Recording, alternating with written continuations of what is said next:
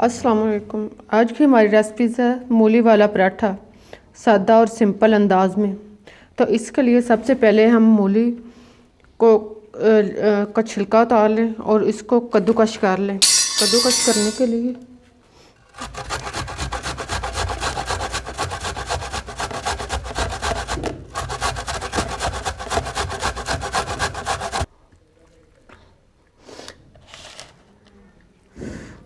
कद्दूकश करने के बाद इसका पानी अच्छी तरह दबा के निचोड़ लें।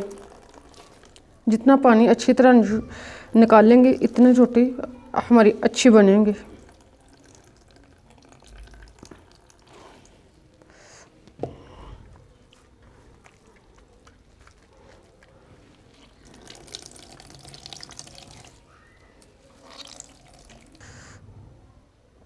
पानी अच्छी तरह निकालने के बाद अब हम देख रहे हैं कि हमारे मूलियों की जो है ना वो निखर गई हैं।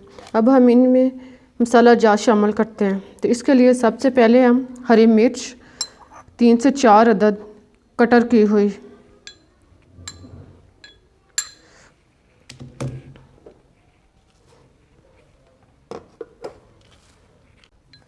हरा धनिया थोड़ा सा,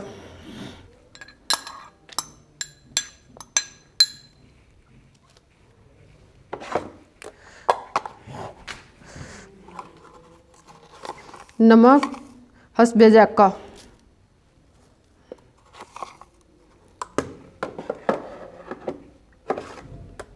हल्दी आधा चाय का चम्मच,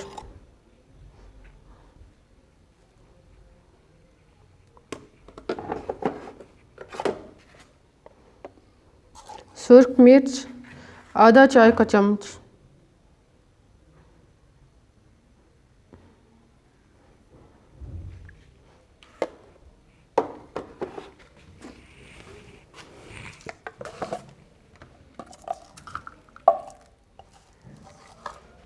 गरम मसाला हाफ चाय का चम्मच। अब इन सब चीज़ों को अच्छी तरह मिक्स कर लें।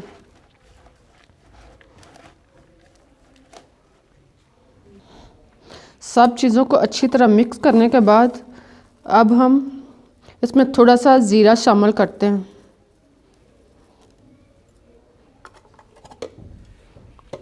ज़ीरे को भी इसमें मिक्स कर दें।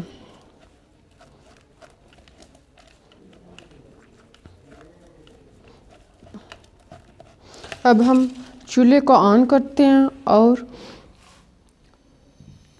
रोटी बनाना शुरू करते हैं। तो इसके लिए सबसे पहले गंदम का आटा जो हमने पहले से बना के रखा हुआ है गूंद के, इसके 2 छोटे छोटे पेड़े बना लें अलग अलग।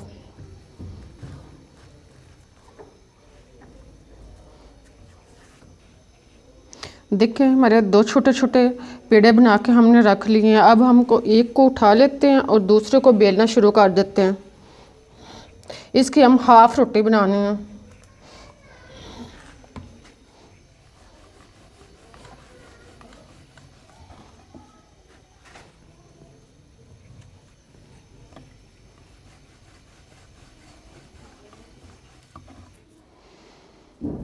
रोटी को हमने 2 छोटे छोटे हिस्सों में बेल लिया। अब हम इस पे जो पहले से मेज़ा तैयार करके रखा हुआ था मूलियों को वो डालते हैं 1 से 2 चम्मच।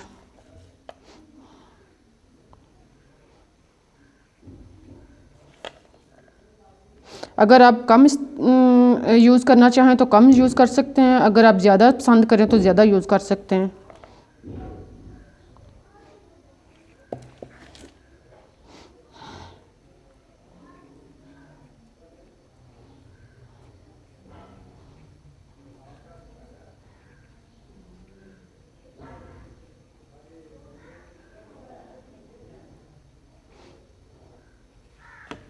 अब हम इस पे ऑयल लगाते हैं ताकि पराठा मज़े का हो।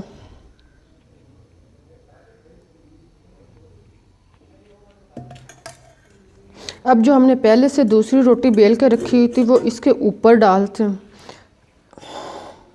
और उसके किनारों को अच्छी तरह हाथों की मदद से बंद करें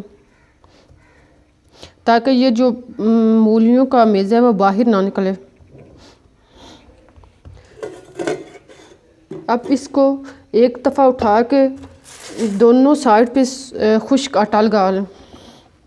आटा लगाने के बाद अब हम इसको बेलना शुरू करते हैं और चपाटे की सूरत में बना लेते हैं। ख्याल रहे कि ना ज़्यादा पतली हो और ना ज़्यादा मोटी। अगर ज़्यादा पतली होगी तो ये फट जाएगी। किनारों को भी अच्छी तरह बेलें।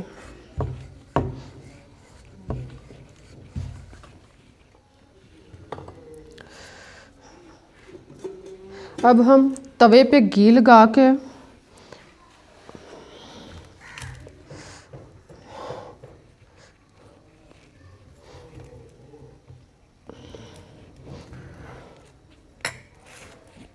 तवे पे मक्खन लगा के रोटी को इसके ऊपर डालना।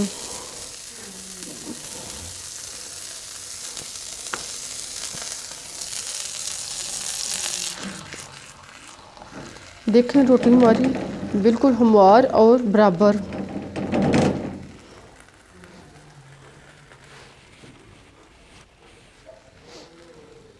इस धीमी रखें, ना ज़्यादा तेज़ ना ज़्यादा हल्की।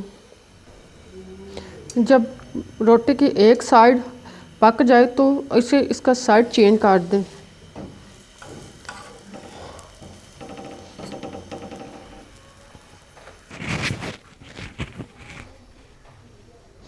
रोटी की एक साइड पकने के बाद अब हम इसको और इसकी साइड चेंज कर दें।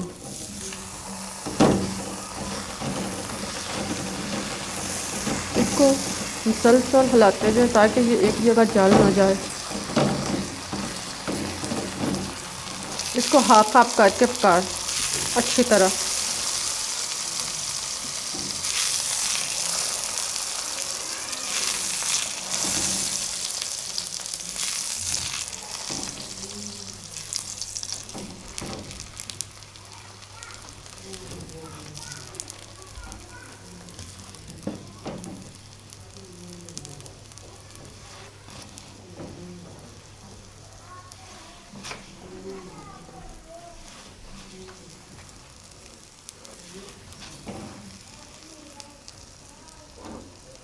पराठा दोनों साइड से पक गया। अब हम इसको एक प्लेट में उतारते हैं आराम से।